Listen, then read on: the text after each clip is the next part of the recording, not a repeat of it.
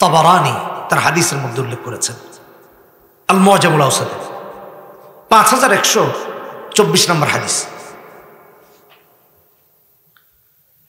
রাসূলুল্লাহ সাল্লাল্লাহু আলাইহি ওয়াসাল্লামের দুজন সাহাবীর যখন দেখা হতো, ভালো করে বুঝেন, ততক্ষণ পর্যন্ত তারা পৃথক হতেন না যতক্ষণ না একজন আরেকজনকে সূরা আসর না শোনাতেন।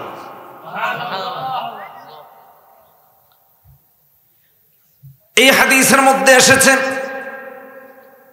কানা রাজুলান মিন আসহাবিন নবী সাল্লাল্লাহু আলাইহি ওয়াসাল্লাম ইযা ইলতাকায়া লাম ইফতারিকা হাত্তা ইয়াকরা আহাদুহুমা আলাল আখার ওয়াল আসরি ইন্নাল ইনসানা লাফি খুসর ইল্লাল্লাযীনা আমানু ওয়া আমিলুস সালিহাতি ওয়া তাওয়াসাউ বিল হাক্কি ওয়া তাওয়াসাউ বিস সাবর। নবীজির সাহাবীদের অবস্থা ছিল এমন, এক সাহাবীর সাথে যখন আরেক সাহাবীর দেখা হতো ততক্ষণ পর্যন্ত তারা পৃথক হতেন না যতক্ষণ পর্যন্ত একজন আরেকজনকে সূরা আসর তিলাওয়াত করে না শোনাতেন। এত গুরুত্বপূর্ণ এই সূরা, সাহাবীদের একজনের সাথে আরেকজনের দেখা হলে এই সূরা না শোনানো পর্যন্ত পৃথক হতেন না। সূরা তেলাওয়াত করে শোনাতেন, তারপরে সালাম দিয়ে আলাদা হতেন। সমস্ত সাহাবীদের আমল ছিল এটা। আর আমার ভাইরা, আমরা একত্রিত হলে একজন আরেকজনের নামে গীবত ছাড়া আলাদা হবে। আপনারা বাজারের চায়ের দোকানগুলোর অবস্থা দেখেন, একসাথে হলেই গীবত স্টার্ট, অমুকের নামে তমুকের। এমনকি সব থেকে জঘন্য কাজ, মসজিদে ইমাম কোন হক কথা বললে তারও সমালোচনা এখানে করা। ইমাম সাহেব আজকে এই বক্তব্য দিয়েছেন, মসজিদ থেকে বের হয়ে এখানে বসে, আপনার সাথে যায় নাই, ইমাম তো কোরআন হাদিসের কথা বলেছেন। আপনার আপত্তি থাকলে আপনি তাকে জিজ্ঞেস করেন যে এটা কোরআন হাদিসে আছে কিনা। আপনি এখানে বসে বসে ঈমান বিদ্বেষী কাজ করতেছেন। কোরআনের প্রতি অনাস্থা, ইসলামের প্রতি অনাস্থা, আল্লাহ আল্লাহ রাসূলের কোন কথার প্রতি অনাস্থা যার কাছে আছে সে মুমিন নয়।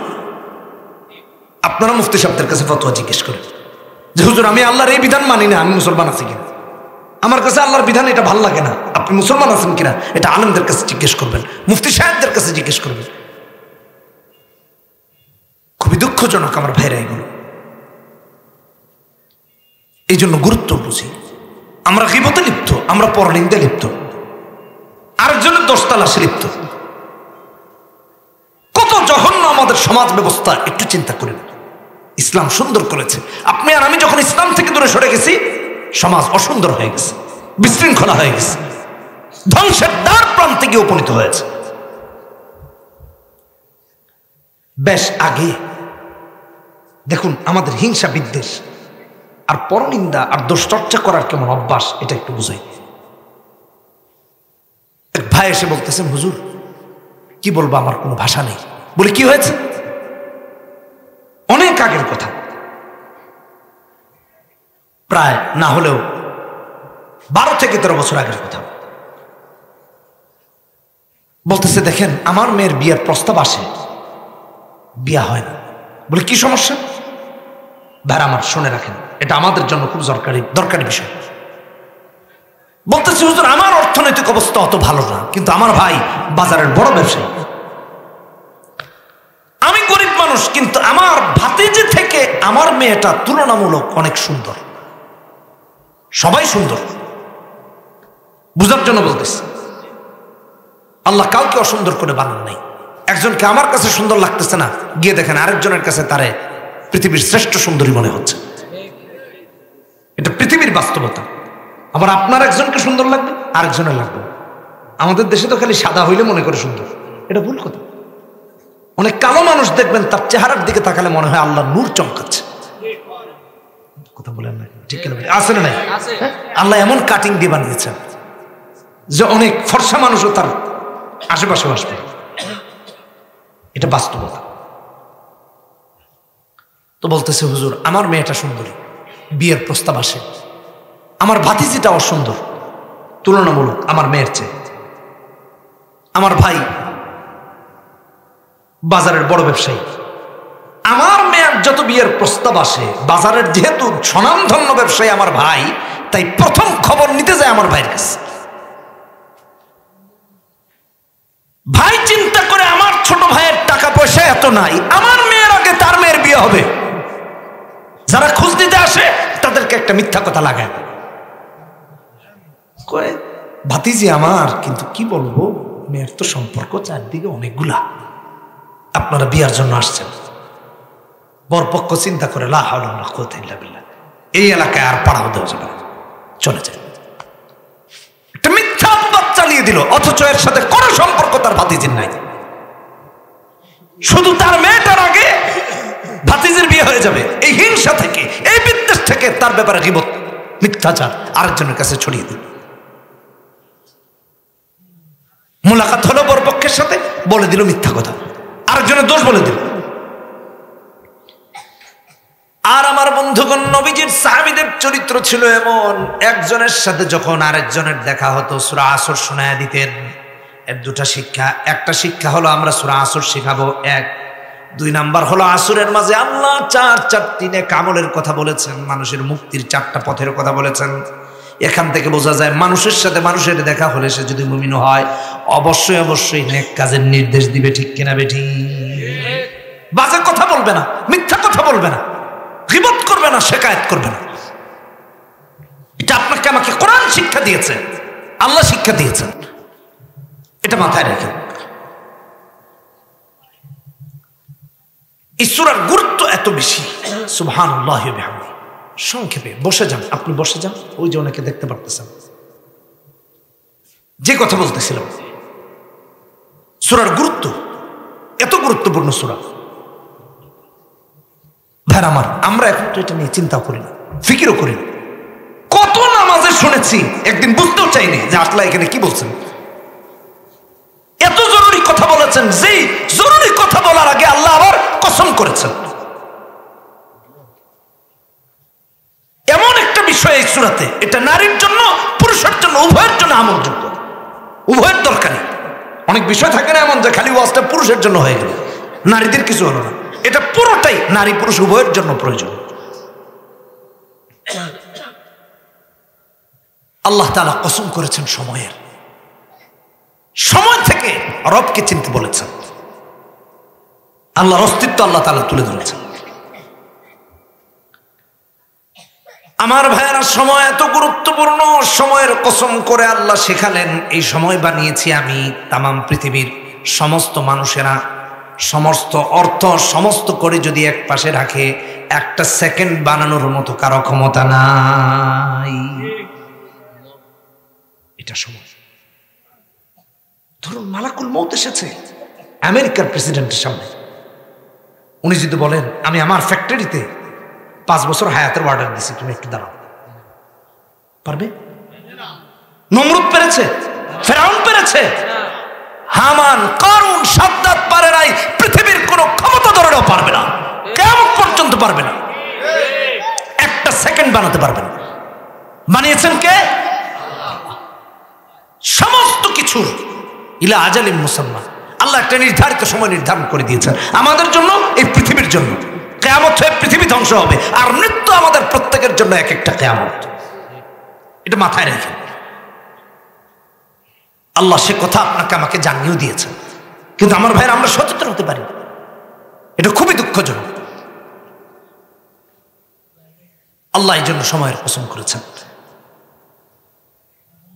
মালাকুল মউত যখন হাজির হয়ে যাবে, তামাম পৃথিবীর সমস্ত অর্থ সম্পদগুলোকে যদি এক পাল্লায় রাখা হয়, আর একটা সেকেন্ড যদি আল্লাহর থেকে ছাড়া মানুষের কাছে বানাতে বলা হয়, পারবে নাকি? আল্লাহ যা পারেন মানুষ তা পারে না। আল্লাহ ওই সময় বানিয়ে দিয়ে বললেন, বান্দা এই সময়টা আমি আল্লাহ বানিয়েছি, অতএব তুমি যদি সময় নিয়ে চিন্তা করো আল্লাহকে খুঁজে পেয়ে যাবা। আর পড়ে নিবা লা ইলাহা ইল্লাল্লাহু মুহাম্মাদুর রাসূলুল্লাহ সাল্লাল্লাহু আলাইহি ওয়াসাল্লাম। অতএব সময় বানিয়েছেন কে? মনে থাকবে তো ইনশাআল্লাহ। আমার ভাইরা, এই সময়টা আপনার আমার পুঁজি, সময় আপনার আমার পুঁজি, ভালো করে বুঝে রাখেন। 1 আপনি মালাকুল মউত আসলে পাবেন না, এটাই প্রমাণ করে আপনার পুঁজি শেষ হয়ে গেছে। এজন্য সময় হলো পুঁজি। কারো কাছে যদি 50,000 টাকা থাকে আর এই টাকা মূলধন হিসাবে লাগিয়ে পুঁজি লাগিয়ে যদি সে ব্যবসা করে 5,000 10,000 যদি লস হয় মন খারাপ হয়, আবার যদি লাভ হয় মন খারাপ হয় না, খুশি হয়।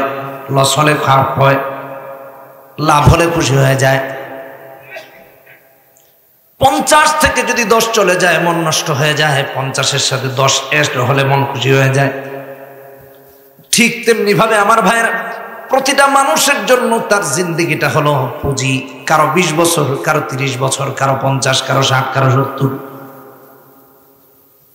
মুমিন বান্দাবান্দির জন্য তার প্রতিটা সেকেন্ড হলো পুঁজি, প্রতিটা রাত হলো পুঁজি, প্রতিটা দিন হলো পুঁজি। আর সে যদি এই পুঁজিকে কাজে লাগায় মুমিন সন্তুষ্ট হয়, আর যদি পুঁজি নষ্ট হয়ে যায় মুমিন অসন্তুষ্ট হয়। কিন্তু কোরআন হাদিসের যার জ্ঞান নাই, তার পুঁজি নষ্ট হওয়ার পরেও সে হাসে, সে তামাশা করে। জিন্দেগি থেকে 20 বছর 30 বছর চলে যায়, কেক কেটে কেটে আনন্দ উদযাপন করে কিনা জোরে কেমনে সম্ভব? 50 বছর আপনার জিন্দেগি, এটা আপনার পুঁজি। 20 বছর চলে গেল, তার মানে আপনার পুঁজি থেকে 20 বছর নাই। 30 বছর চলে গেল মানে আপনার পুঁজি থেকে 30 নাই। 40 চলে গেল মানে আপনার পুঁজি থেকে 40 নাই। আপনি টাকা ব্যবসায় লাগিয়েছেন, 20,000 লস হয়েছে, 30,000 লস হয়েছে, আপনি খুশি হবেন? কেক কাটবেন বলে, এই দোস্ত বন্ধুরা আসো, আমার 40,000 লস হয়েছে, 50,000 ইনভেস্ট করছিলাম, কেক কাটো একটা। হ্যাঁ করবেন? হ্যাপি লস ডে কোন আহম্মক আছে যে আমি 50,000 ইনভেস্ট করে 30,000 লস হয়েছে তাই কেক কাটছি? আছে? লাভ হইলে কাটে, আমার ব্যবসাটা খুব ভালো হয়েছে, আচ্ছা যাক, আনন্দ ফুর্তি করে। কাটাকাটির দিকে আমি যাচ্ছি না, এর সাথে ইসলামের দৃষ্টিভঙ্গির কোনো মিল নাই। আমি বোঝানোর জন্য বলতেছি আমার বন্ধুগণ। তাই তো ইমাম রাজি রাহমাতুল্লাহি আলাইহি তার তাফসীরে কাবীরের মধ্যে উল্লেখ করেন, বরফ বিক্রেতার দৃষ্টান্ত এনেছেন। বরফ বিক্রেতা বরফ বিক্রি করে চিৎকার দিয়ে দিয়ে বলে, ইরহামু মাইয়াদুবু রাসু মালিহি, ইরহামু মাইয়াদুবু রাসু মালিহি। যার পুঁজি গলে যায় তার উপরে তোমরা রহম করো। বরফ বিক্রেতার জন্য বরফটা হলো পুঁজি, যদি গলে গলে শেষ হয়ে যায়, বেচতে না পারে, তাহলে তার পুঁজি নষ্ট হয়ে যাবে। আমার বন্ধুগণ, ইমাম রাজি রাহমাতুল্লাহি আলাইহি তাফসীরে কাবীরের মধ্যে উল্লেখ করেন, প্রত্যেকটা মানুষের জন্য সময় হলো তার পুঁজি। সময় যত যায় পুঁজি নষ্ট হয়। বরফ বিক্রেতারা যেমন সময় যায়, বরফ গলে গলে শেষ হয়ে যায়, আমাদের জন্য প্রত্যেকের জিন্দেগি থেকে এক একটা রাত অতিবাহিত হয়ে যায় মানে পুঁজি নষ্ট হয়ে যায়। দিন যায় মানে পুঁজি নষ্ট হয়ে যায়। যার দিন নামাজের মাধ্যমে, আল্লাহর ইবাদত বন্দেগীর মাধ্যমে যায়, তার পুঁজি কাজে লাগে। যার দিনটা আল্লাহর অনুসরণের মাঝে যায় তার পুঁজিটা কাজে লাগে। যার দিনটা আল্লাহর অনুসরণে যায় না, তার পুঁজিটা নষ্ট হয়ে যায়। ঠিক তেমনি ভাবে আমাদেরকে ইমাম রাজি রাহমাতুল্লাহি আলাইহি বুঝাইয়া দিয়েছেন। বরফ বিক্রেতা চিৎকার করে করে বলে, ইরহামু মাইয়াযুবু রাসু মালিহি, যার পুঁজি গলে যায় তার উপর রহম করো। অথচ আমাদের অসংখ্য পুঁজি গলে শেষ হয়ে যায়, কিন্তু আমাদের সামান্যতম আক্ষেপ নাই, সামান্যতম আফসোস নেই। উল্টা বড় কে কেনে কাটতেছে। কি আহাম্মক চিন্তা করে দেখেন, কোন বুদ্ধিমান মানুষ তো এটা করতেই পারে না। ইসলামের দৃষ্টিকোণ থেকে তো এটা হারাম, এর সাথে ইসলামের কোনো সম্পর্ক নাই। কিন্তু আমরা বুদ্ধির দিক দিয়ে কতটা প্রতিবন্ধী হলে এই কাজ করতে পারি ভাবেন। আপনি 7 বছর বাঁচবেন, আপনার 40 বছর চলে গেছে, আপনি কেক কাটবেন? মুমিন হিসেবে উচিত ছিল সিজদায় পড়ে কাঁদা, যে আল্লাহ আমার হায়াতের পুঁজি থেকে 40টা বছর পার হয়ে গেছে, কোনো কাজে লাগাইতে পারি নাই, আমাকে মাফ করে দাও। লস কেটে গেছে, খেলায় খেলায় হেলায় খেলায় কেটে গেছে।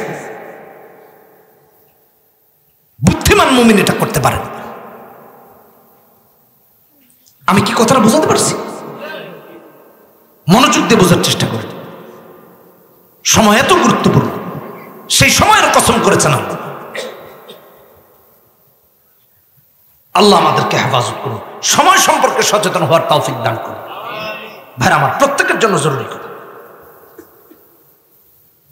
এই জন্য নবীজি হাদিসের মধ্যে বলেছেন, মুস্তাদরাক হাকিমের হাদিস 8082 নম্বর হাদিস, নবীজি বলেন ইগতানিম খামসান ক্বাবলা খামসিন, ভালো করে মনে রাখেন, শাবাবাকা ক্বাবলা হারামিক ওয়া সিহাতাকা ক্বাবলা সাকামিক ওয়া গিনাকা ক্বাবলা ফাকরিক ওয়া ফারাগাকা ক্বাবলা শুগলিক ওয়া হায়াতাকা ক্বাবলা মাউতিক। নবীজি বলেন 5টা জিনিসকে 5টা জিনিসের আগে গনিমত মনে করো, কারণ হলো এই 5টা জিনিস আপনার আমার জিন্দেগির সাথে জড়িত, হায়াতের সাথে জড়িত, সময়ের সাথে জড়িত। সময় আপনাকে আমাকে এই 5টা জিনিসের সাথে পরিচয় করিয়ে দেয়, কিন্তু 5টার আগে যদি 5টাকে গনিমত মনে না করেন, তাহলে দেখবেন আপনার আমার ভবিষ্যৎ অন্ধকার শুধু হবে না, দুনিয়াও বরবাদ হয়ে যাবে, আখিরাতও বরবাদ হয়ে যাবে। 1 নাম্বার হলো শাবাবাকা ক্বাবলা হারামিক, বার্ধক্যের আগে যৌবনকে গনিমত মনে করতে বলেছেন নবীজি। আরে কি গুরুত্বপূর্ণ কথা, চিন্তা করুন। আমার যুবক বন্ধুদের অবস্থা তো এমন, যৌবন আসলে গুন্ডামি করে, মাস্তানি করে, রাস্তাঘাটে ছিনতাই, গরিবের উপর জুলুম করে, দুর্বলদের উপর জুলুম করে, ঠিক কিনা বেঠিক জোরে বলেন? অধিকাংশের অবস্থা এমন। আজকের আপনারা নিউজ দেখেছেন কিনা জানি না, আমাদের প্রশাসন বিশাল একটা গ্রুপকে ধরেছে, যারা নাকি কিশোর গ্যাং, একটু শক্তি সঞ্চার হয়েছে তো মানুষের সাথে খারাপ আচরণ শুরু করছে, গ্রুপিং তৈরি করে ব্যবসায়ীদের উপর কখনো জুলুম করে, কখনো রাস্তায় দাঁড়িয়ে দাঁড়িয়ে চাঁদাবাজি করে, কিশোর গ্যাং তৈরি করে করে যৌবনটাকে আমাদের যুবকরা নষ্ট করতেছে। অথচ উচিত ছিল যৌবনে আল্লাহর ইবাদত বেশি বেশি করে করা, কারণ হলো বার্ধক্য একদিন তাকে এমন ভাবে মাজুর করে দিবে, অক্ষম বানিয়ে দিবে। আজকে মসজিদে যেতে পারবে, তখন সন্তানের কাঁধে ভর দেওয়া ছাড়া যেতে পারবে না, নাতি পুতিদের কাঁধে ভর দেওয়া ছাড়া যেতে পারবে না। আজকে দাঁড়িয়ে সালাত আদায় করতে পারে, তখন দেখা যাবে দাঁড়িয়ে কেন, বসে কেন, শুয়ে কেন, এমন অবস্থা হয়েছে ওযুটা পর্যন্ত গিয়ে করতে পারে না। বার্ধক্য আপনাকে আমাকে এমন অবস্থায় পৌঁছায় কিনা জুড়ে বলে। ফেসবুক কবে থেকে চালাই এটা আপনারা অনেকে জানেন।